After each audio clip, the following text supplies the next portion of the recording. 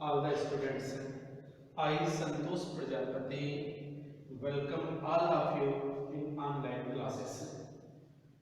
Today, I am going to teach you the second chapter of the poetry section, The True Beauty.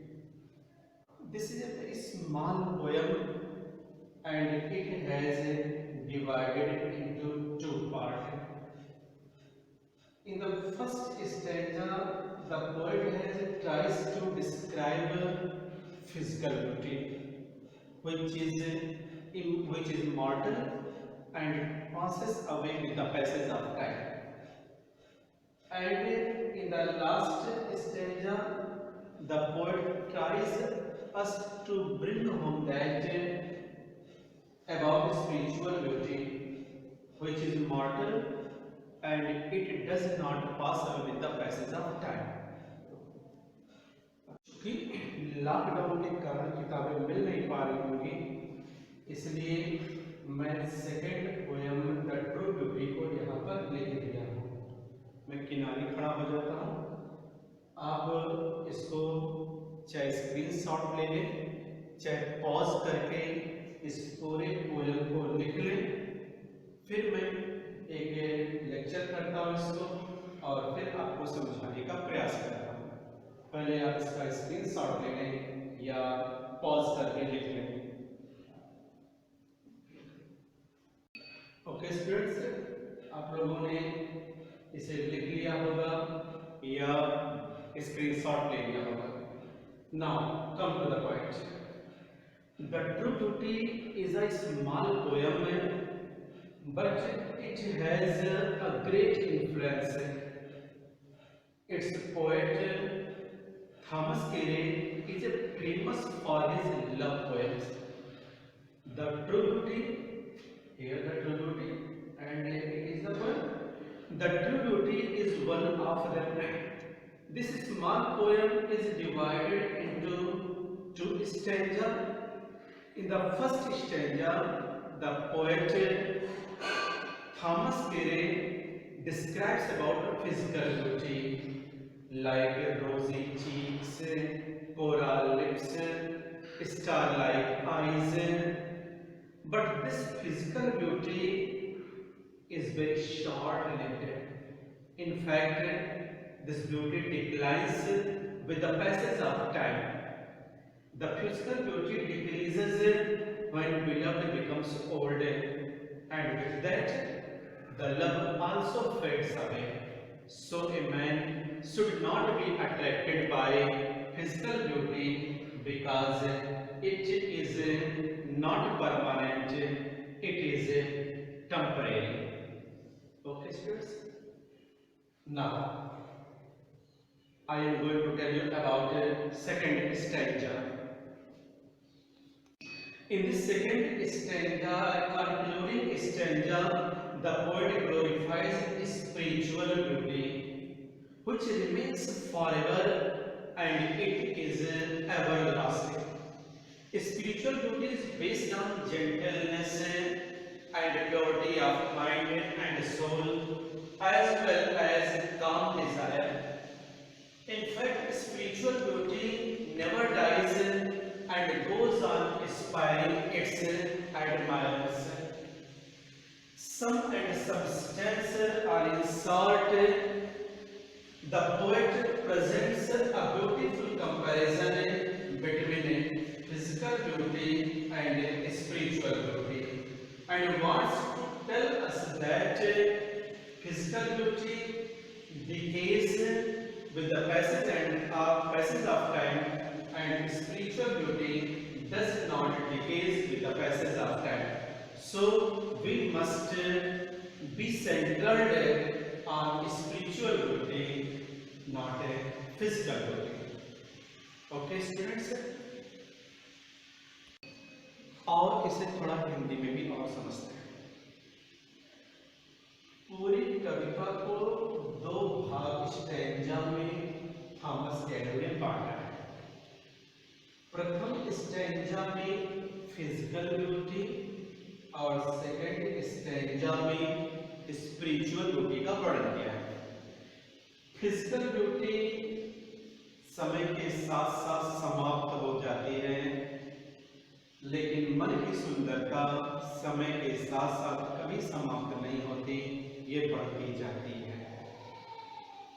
समझाने का प्रयास करते हैं कि वह प्रेम तन की सुंदरता पर आधारित होता है, तन के सौंदर्य के साथ समाप्त हो जाता है, लेकिन मन का सौंदर्य कभी भी समाप्त नहीं होता है, समय के साथ साथ यह बढ़ता रहता है। देखो क्या है, He that loves a rosy cheek, वह व्यक्ति जो गुलाबी गालों से प्रेम करता है, और अथवा a coral lip admires, अथवा मूंगा सादृश्य होठ की प्रशंसा करता है, और from star like eyes, अथवा तारे सादृश्य आंखों में doth seek to maintain his fire, अपने प्रेम की अग्नि को बनाए रखने के लिए ईंधन तलाशता है। लेकिन as old time makes these decay, बुढ़ापा इन सब चीजों का नाश कर देता है, अर्थात जब बुढ़ापा आता है तो वह गाल जो युवावस्था में रोजी लगते थे, होठ कोराल सादृश्य दिखते थे, आईज स्टार लाइक दिखती थी, सब समाप्त हो जाती है। So his flames must waste away, और वह प्रेम की अग्नि जो तन के सौंदर्य पर आधारित होती है वो बुझ जाती है, समाप्त हो जाती है। यह निष्कर्ष निकालने का प्रयास करते हैं कि तन का सौंदर्य समय के साथ साथ समाप्त हो जाता है, यह अस्थायी होता है, टिकाऊ नहीं होता है, इसीलिए हमें फिजिकल ब्यूटी पर उतना अपने आप को सेंट्रलाइज्ड नहीं करना चाहिए जितना स्पिरिचुअल ब्यूटी पर स्वयं को सेंट्रलाइज्ड करना चाहिए। क्योंकि सेकेंड स्टेंजा में उन्होंने स्पिरिचुअल ब्यूटी के विषय में बताने का प्रयास किया है।